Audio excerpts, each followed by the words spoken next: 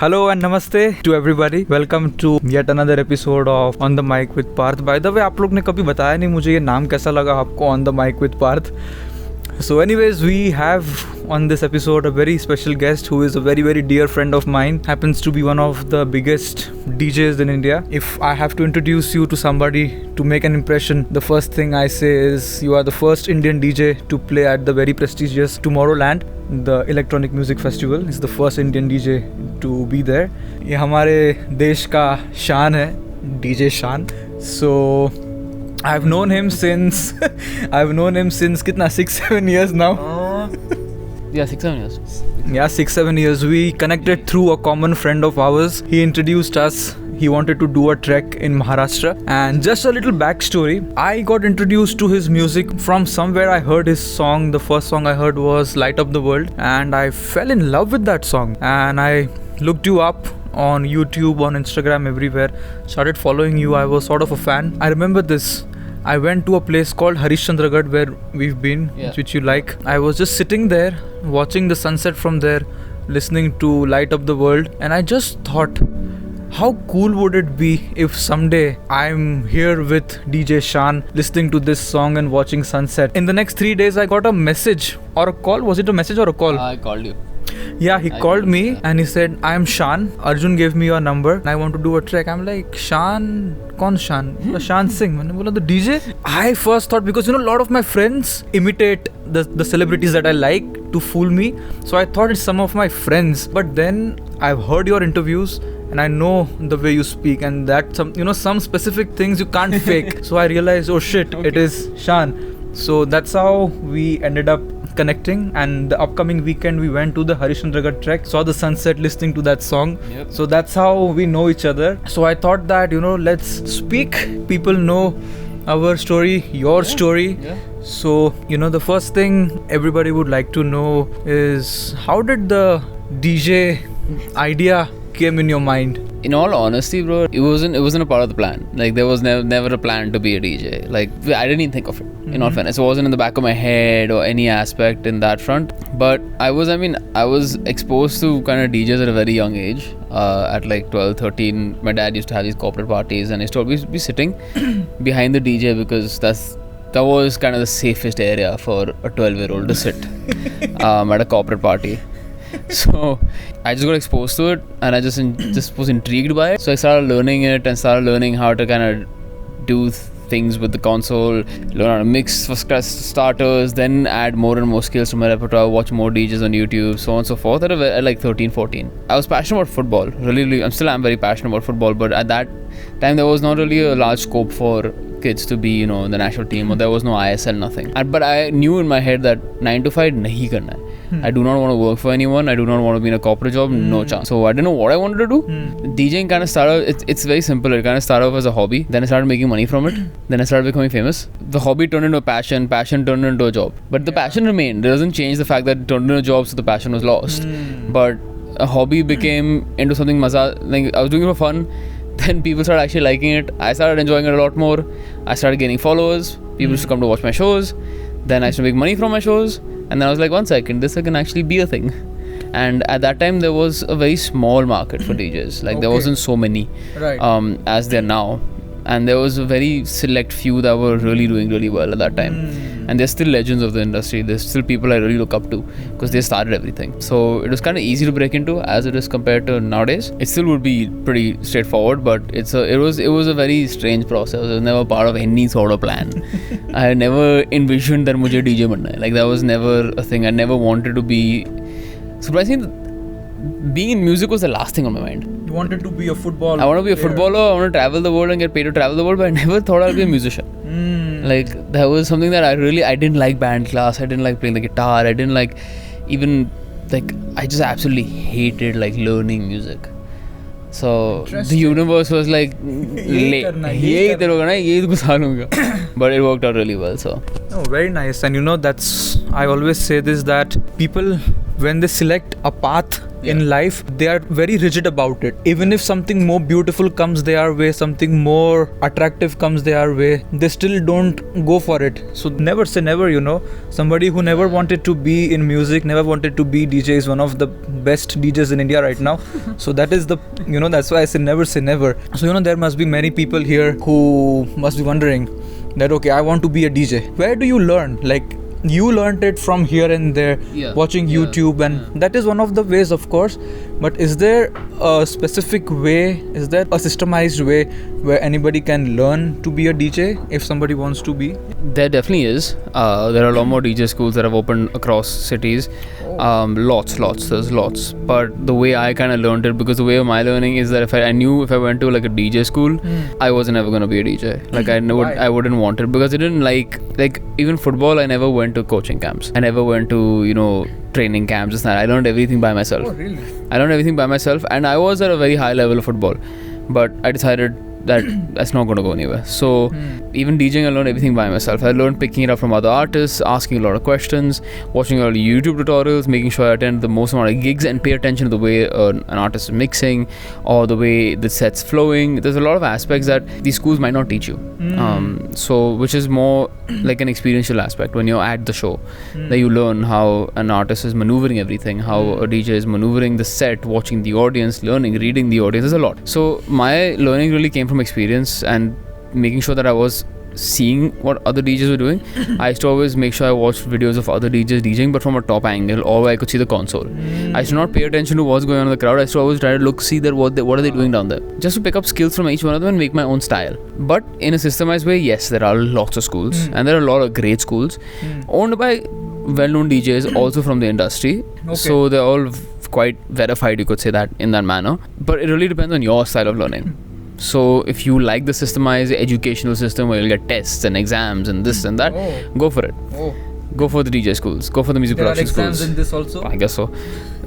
Go for the DJ schools, go for the music production schools. But if you're a person that's very free-flowing, you like pick up here and there, YouTube is your best friend.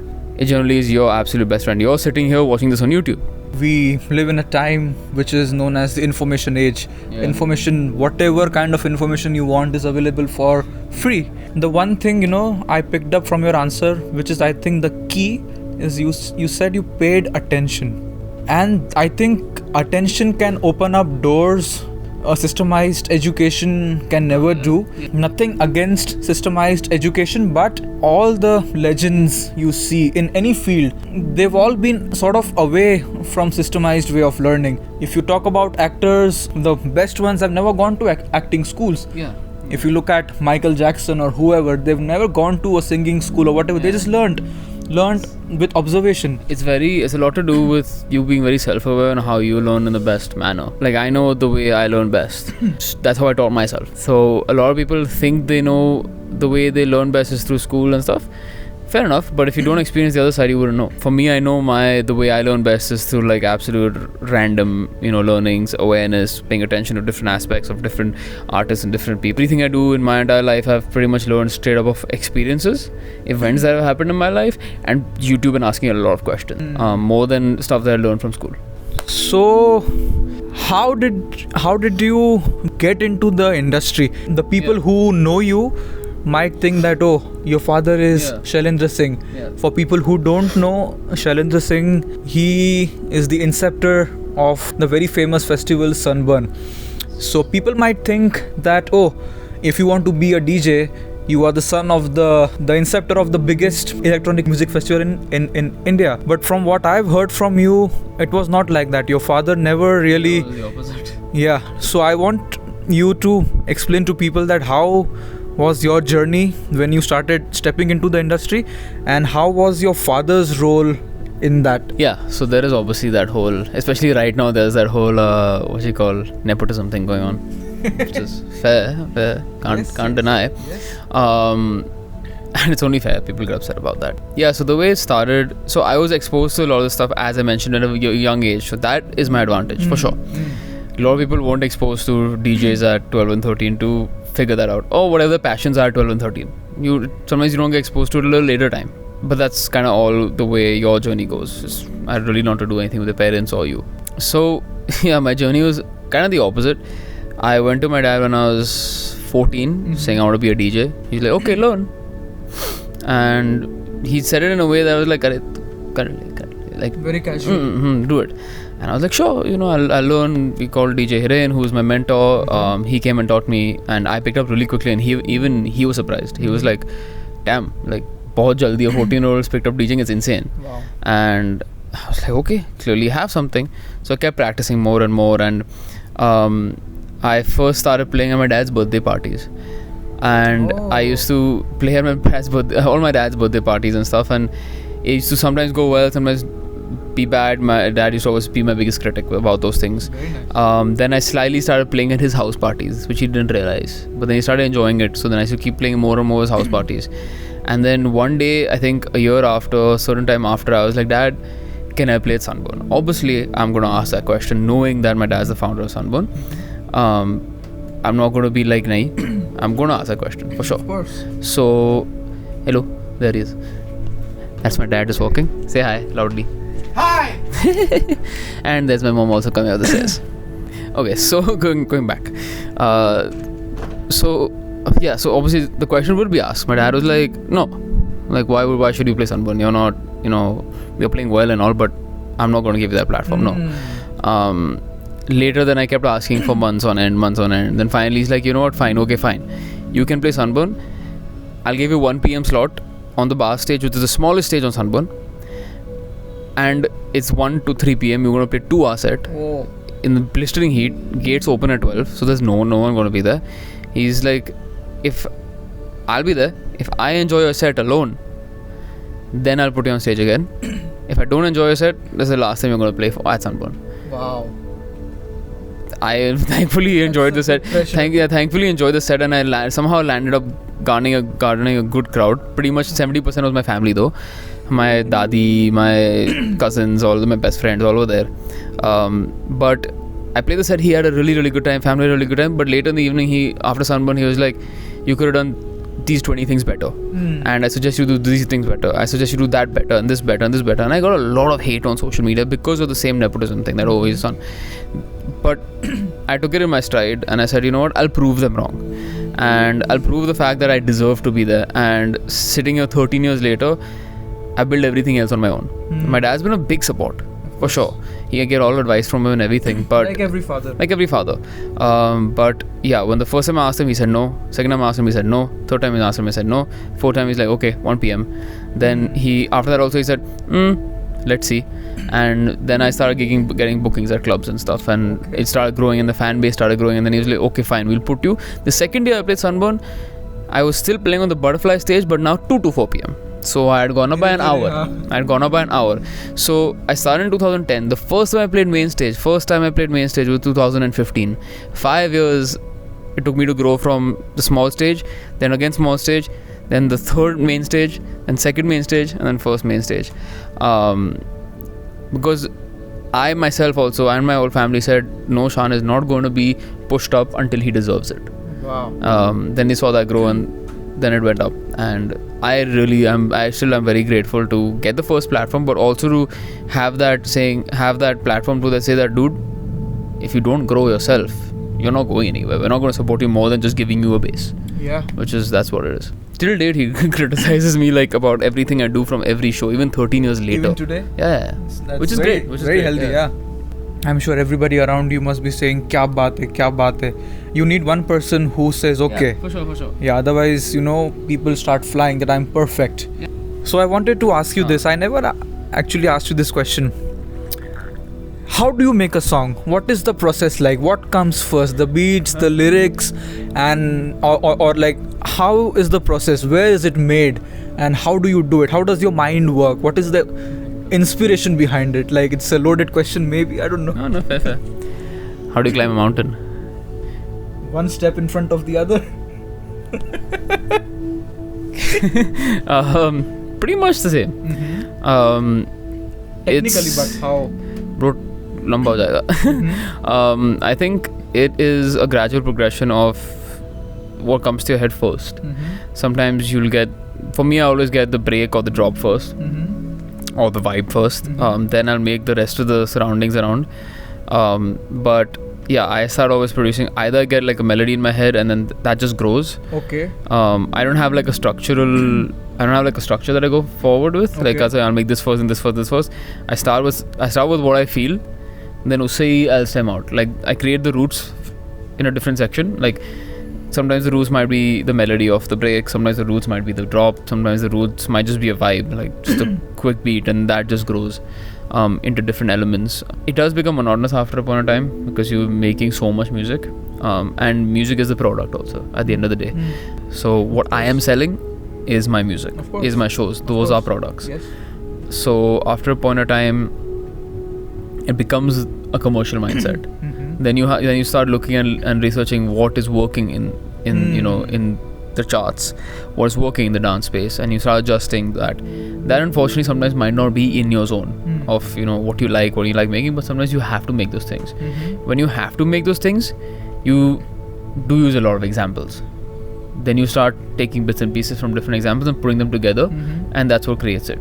When you make what you like, it starts with the vibe, it starts with the melody, it starts with something that comes to your heart. When you make something more commercial and more for the audience, it starts with a lot of research, it starts with a lot of understanding, it starts with a lot of picking bits and pieces up and literally like putting them together.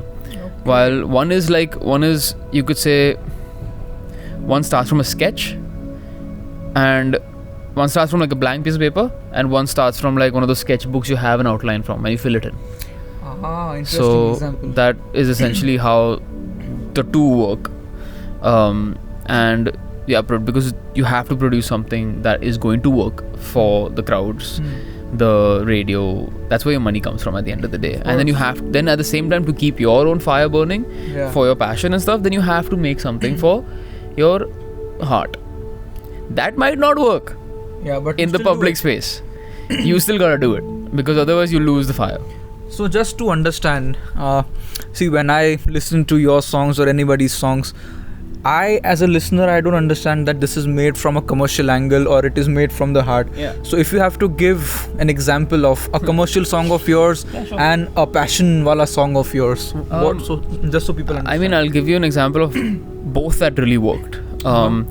Paradise, which became a really big success in the US, which I released in 2020 June, it was from a commercial perspective, because that's what that music was popping at that time. And I just signed with a new label, so it was a full commercial perspective. Make them happy, make me happy. Make them money, make me money, and so on and so forth. By Heart, on the other hand, signed to the same label. That was made from an emotional mindset, and it was something that wasn't working at the time. Future bass and future pop wasn't working at the time. It, Touchwood, did really well. It's just hit 2 million streams on Spotify. Wow. So Touchwood did really, really well. But those were very different projects. By Heart, it started off really badly, then shot up somehow. So it's all in the hands of the consumers. Same thing, Paradise started very badly, then shot up. In a different aspect, you could say Light Up the World is something that I made from my heart, but at that time it was also what was commercially working. So it was brilliant. Like, bro, zindagi mera sorted tha wo time. Abhi mere ko. So is that your favorite song of yours? Yeah, any day. And that song I dedicated to my grandparents, my dada and nana, because they never saw me play live. So whenever I play that song, I always think of them. Wow. And Light Up the World, Break Through the Darkness was something I always thought, because they both unfortunately suffered towards the end. Right. So my aim was always to light up their world from the darkness that they were going through. So that was the inspiration behind that was. It's a very, very simple song to make. The melody was very simple. The melody was something I whistled in the lift, and I voice noted it, and then I came up and just wrote it in 2-3 minutes. Because it's just da da da da da da da da da da da da. That's very simple.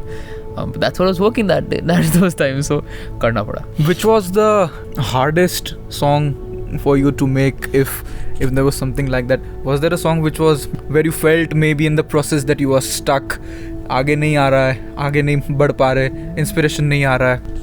I mean, after making 25 songs बहुत हो जाता है. It happened. There's a song that I think I released just after. I'll give you 2 examples. One that I had the inspiration and one I didn't. There's a song called Little Too Much. Yeah. It was tough to make. They liked it. They really, really liked it on that front. But it honestly didn't do so well. I mean, it's got 900,000 streams, which is really good. But why was it hard to make? What was that? I wasn't inspired. Like it was something I was just doing because my label told me to do. It wasn't something that I was super excited about emotionally or from an artistic mindset. I think even the same thing for the other artists. We just made it because that's what was going on that time. I think there's another song called Beacon, which I really enjoyed making. Really enjoyed making. It's done so badly. So and I didn't expect it to do so badly because it was a follow-up to Paradise. I don't know what went wrong in terms of the marketing there, but it did horribly. The beautiful thing about music though is that it could come back anytime and it could grow anytime. Yeah, it's out there forever. It's out there forever. So Paradise, for example, I released in June.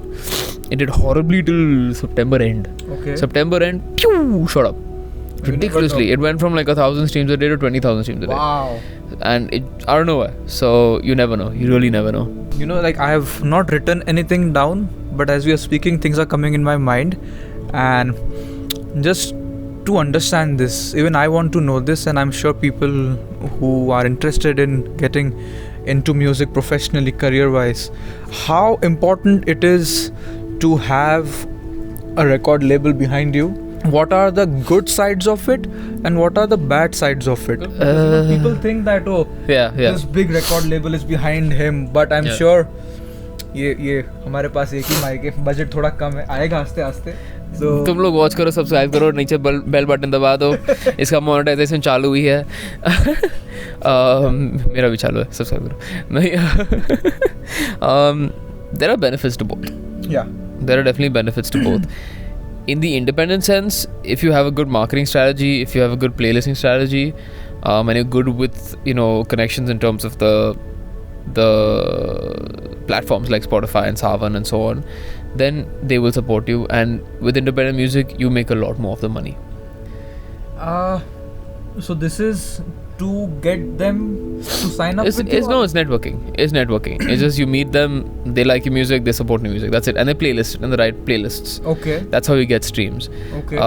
So if you have a good relationship with those platforms and you're releasing independently, you make more streams, you make a good marketing plan, your song does well, you're making a lot more money on your own, directly to you if you're the 100% sole owner of the song. With a record label, you obviously split your royalties a lot more. Okay. Drastically a lot more. Just to give a percentage so people have an idea. I mean, for example, here you'll make 100% of your song. If you're a sole, there you'll make like 15-20%. 15-20% only? Yeah, it depends. Like mine, like for example, mine's 50-50, but it depends. It really depends. Okay. And wow. But you have a backing of a really big name, a really big brand, and a really big. You don't have to do anything. You just release the song. They organize everything for you. Your song gets playlisted. Your song gets radio support. You get radio interviews. You get all from the record label. Right. Your marketing is from yourself.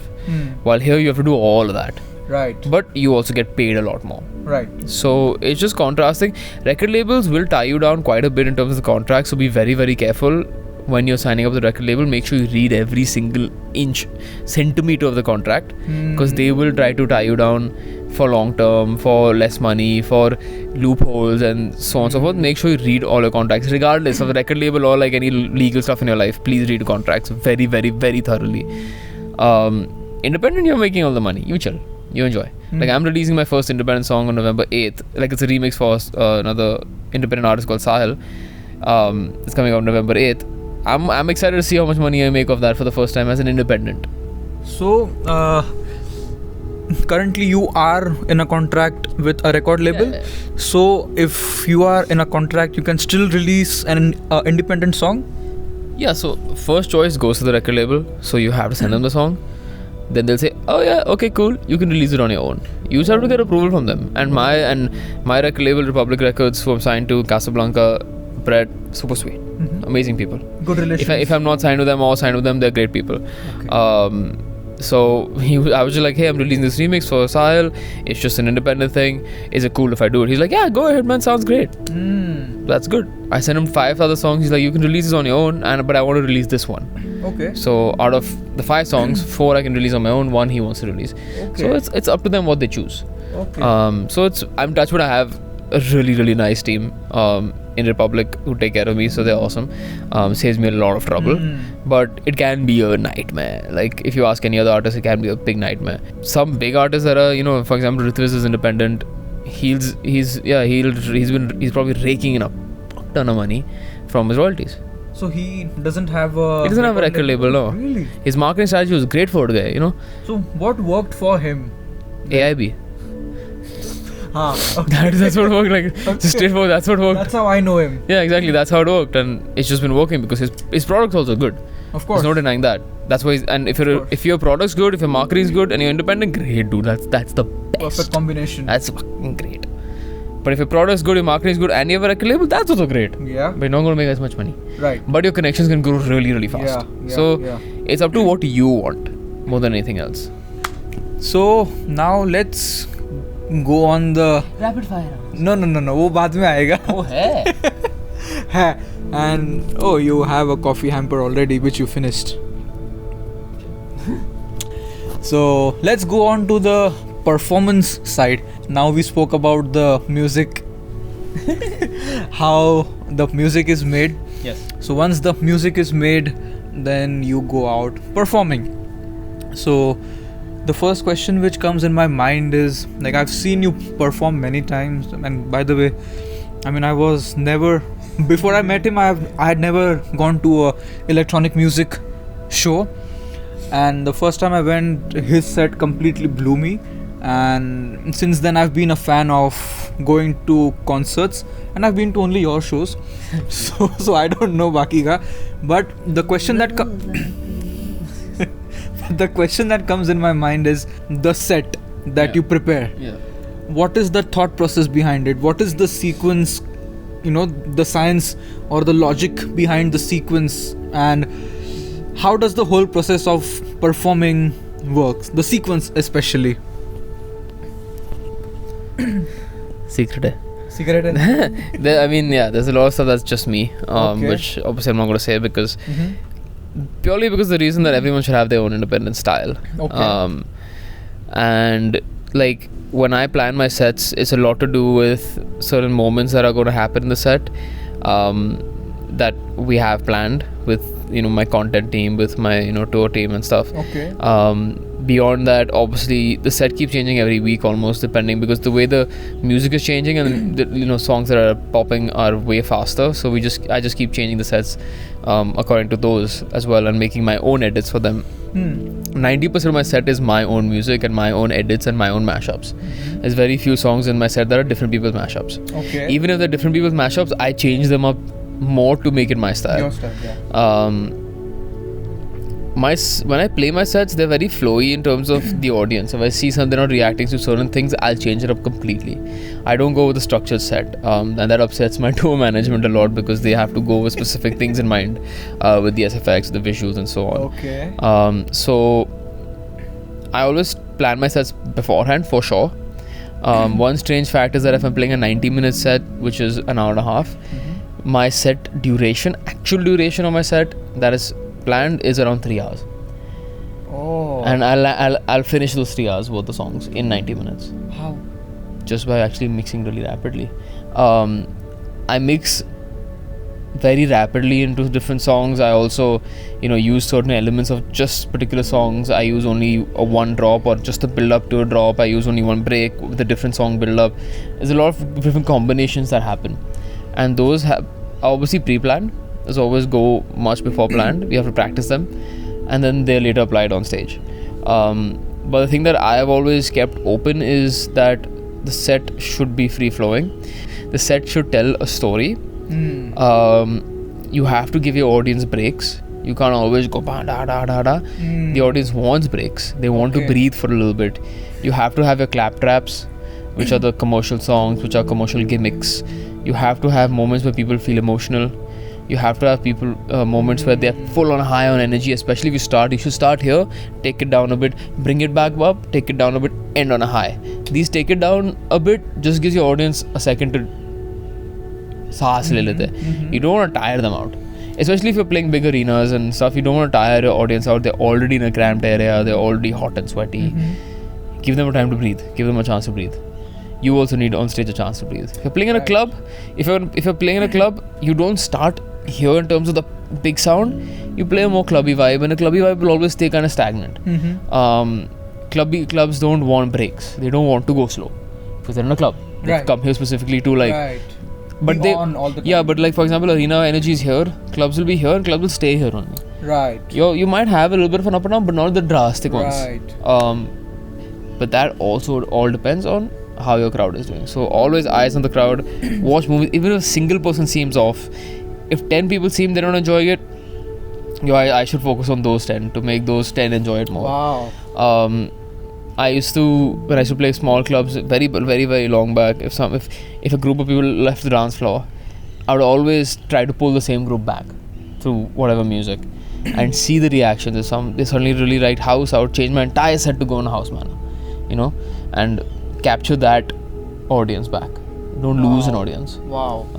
But that's all a lot of experience, a lot of trial and error. But be free. Don't fix a set because every audience is different. Every place you go is very different. My NIT Calicut set was different than my Goa set. Unless you're a Martin Garrix and a Hardwell where people just come to see you, then you can play the same set wherever you want, which they do. Every show they play around the world is the same set. Oh, really? Yeah, because it's way more choreographed, right? They go with a massive team that's choreographing the SFX, lights, visuals, everything. You can't change it. You can't change it up. Right. Here, I have the freedom, so that's what I do. I want to ask you this. You had mentioned to me a couple of weeks ago, on stage and underwater. We'll speak about that in a bit, underwater.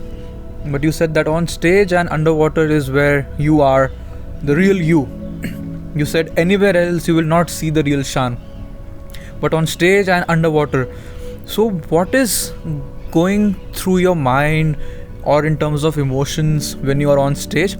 And specifically, what goes on before you hit the stage? Like when you leave your house, you are going in your car to that arena or that place where you're going to be performing. So what is the whole process of the emotions?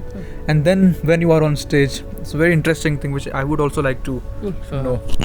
I would say those two places are me living my dream life. That's why I'm just who I am. Okay. The city, I mean, same thing with you. In the mountains, who you are, right? In Bombay, you're not who you exactly are. Like your clean, organic self. That's the short answer. The entire process, it's become a bit robotic, won't lie. Okay. Because I've played shows for the last 12-13 years, so there is a flow that already you know the drill. I'm always nervous. Every show I play, I'm always nervous. Okay. That doesn't change. Okay. That never has changed. But there's just a level of focus that comes into you. There's a level of silence that comes into you because you're just trying to drown all the noise out, trying to just focus on what the job at hand is. You start looking at different aspects of how the crowd is doing, making sure you try having a good time also, because otherwise you zone out too much is bad. And once you hit the stage, you're just raring to go. That's it. You're just wanting to play. You're just wanting to enjoy. And when you're living what you dreamed of living, then there's no you're nervous because you don't want to lose that and you don't want to do a bad job at it. Right. But when you're doing it, at the same time, you're on another high, right? You're at the same time when I'm playing, I'm always so grateful and so happy. But while I'm grateful and happy for what I'm doing, I'm always looking at the crowd and being nervous that, oh shit, he didn't like that song. Okay, I need to adjust it. So it's a good balance, but at the end of the day, it's a job. Right. I have to get my job done. My job is to entertain people. I have to do that. So while I'm living the dream, it's a very simple process. I just go with it, just flow with it, flow with the emotions. You feel nervous, be silent, sit, focus, deep breath. Simple as that. Interesting. And most people might not know this. In 2018 or 19 January, I was going to one of his shows. It was, I think, Garrix was performing in Mahalakshmi. 2018 December. 2018 December, Martin Garrix was performing in Mahalakshmi Racecourse, and he was performing before him.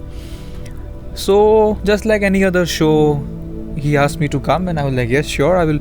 We were in the car going there, and suddenly in the car he tells me, oh, you are coming on stage with me today. I'm like, what the hell? I'm like, why? He's like, you showed me your world, which was mountains. Now I want to show you my world, which is the stage. and I was like very nervous. He invited me on stage and there were, I don't know, thousands of people there. I was up there maybe for a minute or two, but I will never forget those minutes ever in my life. I'm speaking about it, I can still remember like it's so fresh, the emotions of it. So how is it to stand in front of thousands of people and that what I felt was there was so much energy of the audience which was coming towards you. So does that happen to you still? Like how is it to stand in front of so many people, man? It's crazy. I mean, the hack over here is you don't look at them. You look above them. Okay. Because once you start looking down, you start hitting eye contact with people, then it just becomes awkward. Unless you're like, unless you know the people. And in the start it's really awkward because you're also nervous. Once you get in the flow, you're like really, you start waving at people, enjoying, having a good time, meeting everyone. I don't know how to describe the feeling. I can't describe the feeling. Yeah. I can't describe the feeling in any sentences or words. Like, it's just a dream, dude. Like, it's just a dream. I would never have thought that I would reach that level, in all fairness. I'm standing and there's like 10,000 people in front of me who are looking at me. In school, I couldn't speak to 5 people. Wow. So it's... as a kid, you were introvert? I'm still introvert. Like, I still get nervous. Like, I'll get nervous at social settings. I'll be like, I don't want to go to parties. I don't want to meet new people. Because I just get nervous. I have social anxiety. But you put me on a stage in front of 10,000 people, I'm like, let's go. Because that's what makes me the most happiest, I would say. Yeah. Simple as that. That's home for you. Yeah, it's a place that I feel the most comfortable, I would say. The most nervous, fuck. But yeah, the most comfortable as well. Yeah, for sure. So this one question, as a complete novice who knows nothing about DJing, what actually happens on the console? What do you do there? एकदम simple में अगर किसी बेवकूफ को मेरे जैसे जिसको कुछ नहीं पता है उसको समझाना है, what actually do you do on stage? What happens in the earphones? And what is that? I don't know how to explain that to you without showing you. That's the problem. No, I mean, you mix or how? What are the things? I mean, in simple terms, you mix 2 to 3 to 4 songs together.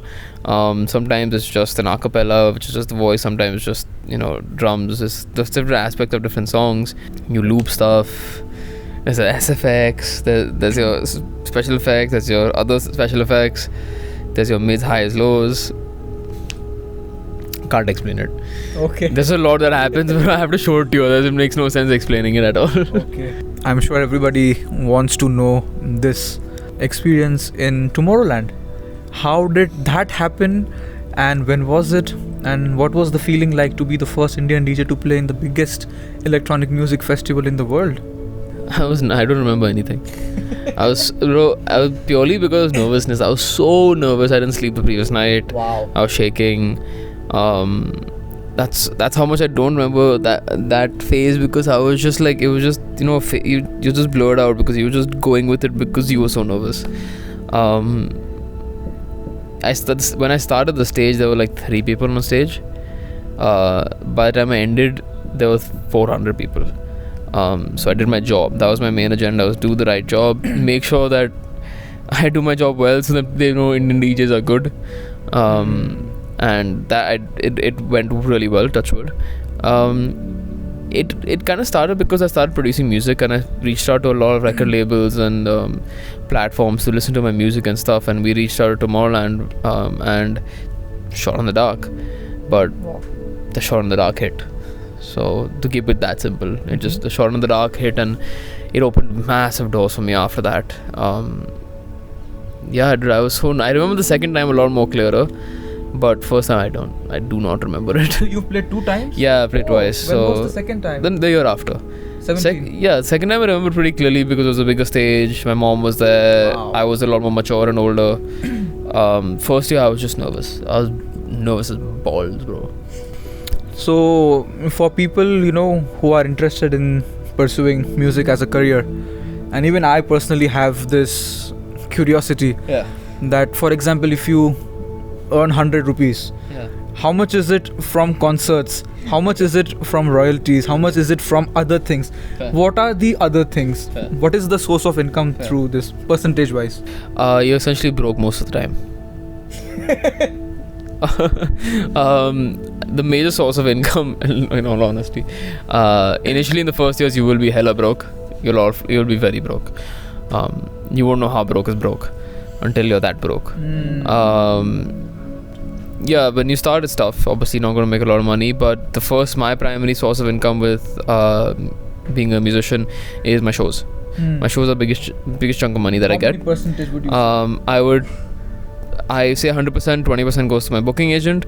Another chunk of money will go to my, video content team, whoever they are. The rest will come to me. Okay. Then, depending on you, how much you want to spend, how much you want to save, how much you want to invest in your career, that's up to you. Royalties are my second, I would say. They started showing up now. Like 13 years later, they're showing up. But the seeds were planted. Then obviously you create a presence on social media, you get brand deals from them. If you're consistent on brand deals, that can actually be a really, really good source of income. But that's a very inconsistent space, so be careful there. Then you obviously have your merchandise, you obviously have your you can try and push your songs to be in films and so on and so forth. That would make you a lot of money. And then if you're a producer on another extent, you can ghost produce, you can co-produce, you can produce for ads, you can produce for films. That also makes you a chunk of money, but those are all inconsistent. I focus a hell of a lot on my shows. Increasing my price on my shows is dependent on what I do on social media, is dependent on what music I release, is dependent on how the brand value is. If I don't focus on those aspects of the business, then I lose out on the price of my show. And the more I charge, the more I make, the more my management makes, the more they're intrigued in me, the more my content team makes. Actually, no, content team's a stable fee. The more my management, and then so on and so forth. But to summarize it, shows will make you a larger chunk of money that is solely yours. Your royalties also will make you a bunch of money. If you're signed to a record label, a little bit less. If you're independent, a lot more. But with their hard work intact. Then goes your other thingies. Okay. Your co-production, your films, your ads, your merchandise, your brand deals, so on and so forth. There's a lot of sources of income that you could tap into, but yeah, just have to be careful you don't get distracted. The key is that you had planted the seeds and you were mending the seeds and eventually it sprouts. Yes. So bean sprouts. I've gone to many shows with you, and what I really like about you is that when you are there, so many people want to meet you, take selfies with you, take autographs from you. I've seen many people who start flying in the air, the ego balloon blows up. But with you, I've seen you since 6-7 years. You are exactly the same. On the contrary, you are getting more and more and more and more grounded as the years go by. So what does that to you? I mean, what is the reason behind you getting more and more rooted? I'll say a lot of experiences in my personal life have shown me a lot of different things. My family and the close friends I have, I think they all have a certain level of the same thought process of what I kind of think, and they themselves keep me also grounded. I would say more than anything else, I see what I do no more than a job. And that's what kind of keeps me level, is because I'm just simple. I'm just doing another job. Right. Okay, I'm popular, I'm a public figure because of that job. Right. Because the minute I stop that, all that goes away. That job is what's keeping me there. So when someone comes to me and says sir, or they'll be like, can I touch your feet? I'm like, bro, don't call me sir and don't touch my feet. I am a human being. Right. I am exactly like you. We're just doing very different jobs. Or you're studying, I'm doing a job. We're doing different things, but I am the same level as you. I am not bigger than you. You're no lesser than me, please. Because at the end of the day, we're all humans, right? We're all the same, essentially, internally, whatever. We look different, but just because I'm doing a different job that's making me famous and more money, doesn't mean I should treat other people differently. Right. That doesn't give me the right to treat anyone less than me. So, moving on to a different aspect of life, both of us are connected to nature in some ways. There was a time when we did a lot of treks together. So in Maharashtra we did a lot of treks, and he came on a mountaineering expedition with me to a peak called Friendship Peak, which he has tattooed on his. We'll take a B-roll and show it. So that Friendship Peak expedition was, I think, your saturation point with the mountains, and I think I understand that. And then the oceans came into your life. So how has it been with mountains and then ocean? How has that changed your life, and why do you like going there over and over again? Good question. Very good question. Very good question. Star. मैं सीख रहा हूँ interview लेना, ठीक है? Usually I was on the other side, but it is very interesting to also ask questions and to learn. Yeah. I mean, yeah, Friendship Peak was something I did not prepare myself for, in all honesty. Yet I landed up there somehow.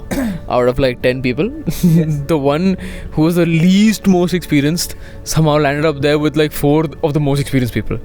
And I was like, bro, it's all here. But I don't think it was my saturation point. It was just a point where I felt complete with the mountains. Like my journey with that for right now was complete. Right. There was no. I'm not saturated with mountains. Mountains are glorious. It was just that it felt complete, and I felt like I was done for now. Okay. Purely because it showed me what I think it had to show me. The mountains role in your life was done. Yeah, it just showed me what I had to learn. Achha. At that moment with Friendship Peak was, that your mental and physical capacity is so much higher than you think it is. It's ridiculous.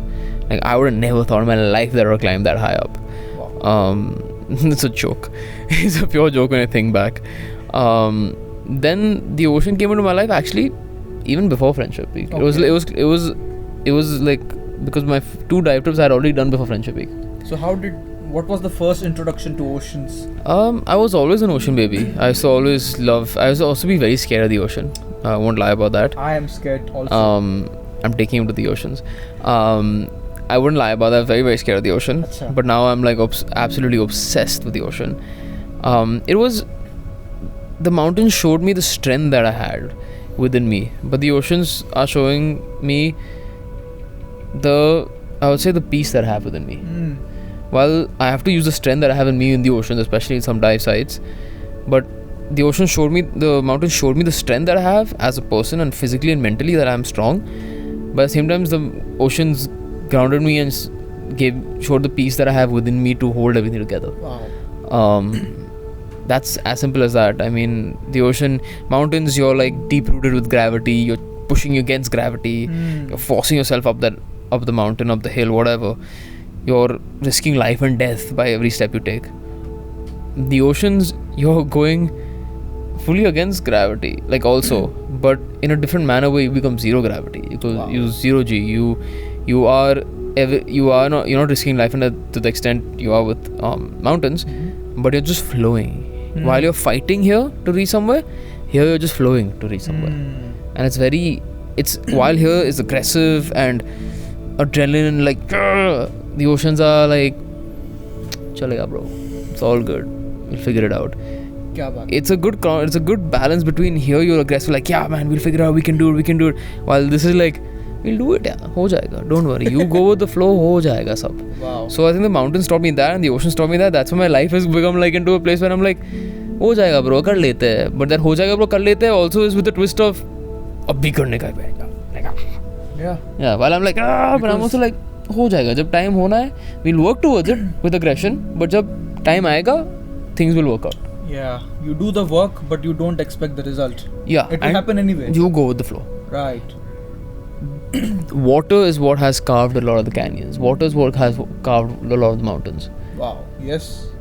That's the power of water. And that's the power of the mountains to still stand strong and be graceful and beautiful. Wow. Imagine them together. Wow.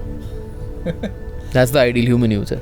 Since 2-3 years, he has been going to various places around the world, Egypt, Maldives, and all the diving places, Lakshadweep. He's been showing me, like whenever we meet, 80% of our time goes into him showing me the diving videos and photos, and I was so blown away that there's a whole different world out there. You are the one who planted the seed in my mind, and now that seed has grown into such a thing that next week we are going to Maldives. I think this episode will be out before that, and you can expect a lot of vlogs from there. But the oceans have been calling me, but the call has become strong enough for me to go there. Yeah. And I have climbed above the earth as high as you can Now I want to Fair point, dude. That's wild to think about. Jeez. and now I want to see what is down there. So thank you for. That's what she said. Don't edit that out, bro. ये ऐसे ही रहेगा. ठीक है. And now we move on to rapid fire. which Karan Johar has put into every interview now. मतलब उसने सबको inspire किया ये. Yeah, I have written down the questions for rapid fire because it is rapid. Man is prepared. So I'll keep this in between. Yeah, cool works. What is your favorite artist? Who is your favorite artist? Novo Amor. Novo Amor. Yes. Okay. Right. What is your favorite street food? Vada pav. Vada pav. Oh. क्या बात है. Do you eat mirchi with that? No, bro. Can't deal. What is your favorite vacation place? Anywhere where I can dive. But if you have to say a name, so far, what has been the favorite? Live aboard in Sachika. Like living on a boat in Sachika. Living on a boat in Maldives. The boat's name is Sachika. Okay. Yeah. If ever a movie is made, a Bollywood movie is made on your life, who would the actor be? Who would you want to play you? Ranbir Kapoor. Because he looks like me. Okay. I mean, I look like him in no sense. But like, I think his attitude is the same as mine. Vibes wise. Okay. If resources, money, time was not a constraint, what is that one wildest thing you would want to do? Like for example, go to the moon or go to something like that, wildest, no limits. I would say I go to the moon and then limit wise go to Galapagos. What is Galapagos? It's a place in the world. It's a Earth Galapagos. Yeah, it's on Earth. I could be very wrong. Sorry about this, but I think it's a country. Or it's like it's like not a city exactly, but it's islands. And I need to go there to dive. Okay. It's very expensive. If anyone has like a spare 10-15 lakhs, you can I'll put my GoFundMe, Keto, whatever here down there. Who is your favorite Bollywood actor? I don't have one, man. I don't watch Bollywood. Okay. Who is your favorite Hollywood actor? Ryan Reynolds. Why? He's just funny. He's just hilarious. I like him also. Yeah, I would say Ryan Reynolds or Keanu Reeves also maybe. That's the face coming to my head. So. What are you watching currently? I just finished watching Jeffrey Dahmer, so I need a break. Yeah. Can never forget that. Great scene. actor though. Great actor. Yeah. Great actor. And yeah, कुछ बोलने वाला था लेकिन dangerous topic to poke into. Which is your favorite movie of all time? Rush Hour 1, 2, 3. Really? Yeah. Very Any unexpected. Day. Why? I watch them any day. Jackie Chan, Chris Tucker. Vibes. Okay. Hard vibes. Okay. And as a career of yours, what is the biggest goal for you? What is the ultimate thing in your career for yourself? It's changing, dude. It honestly is changing constantly. So what is the next step? Big step? I think I just want to hit song, like a global hit. That's my main aim. It's going to be very tough, but that's a good aim. Mm-hmm. That's a good aim. Even a little bit, even a small hit, but hit. Very nice. Okay, so that is all from my end. Is there anything you want to say to conclude this, or you've said everything? Don't forget to like, share, subscribe. No, but in all honesty, it helps him out quite a bit for the expeditions and so on. Bell ko bajao. But itna bhi nahi, just bajao bas, aram se. But yeah, thank you for watching so much. If you stayed till all the way to the end, amazing. Love you guys. That requires a lot of dedication, especially in the mindset of this, reels and all that. But yeah, big love to Parth. We've known each other since 5-6 years, more maybe, unknowingly. So pleasure to be here. Don't forget to like, share, subscribe. Please majorly subscribe here to Parth's channel. Lot more videos like this coming up with great people. Support every artist you can who's local. And if you have any questions, drop them down in the comments. Me or Parth will try and reply to you ASAP, Rocky. Thank you so much, guys, for watching this. And I will put down Shaan's socials and the link to his songs in the description below. Do check it out. And if you have some questions, write it down below. And if there are enough questions, maybe in a few months, we can do another podcast to answer people's questions. And thank you so much for watching this video. Until the next one, take care of yourself, be kind to yourself and to others, and have a good day, good afternoon, good evening, good night, wherever you are, whenever you're watching this. So even if you're watching this after 100 years, say hi to those people after 100 years. We are not here, but we are here in some ways. So thank you so much. Jai Hind, Jai Maharashtra. Thank you.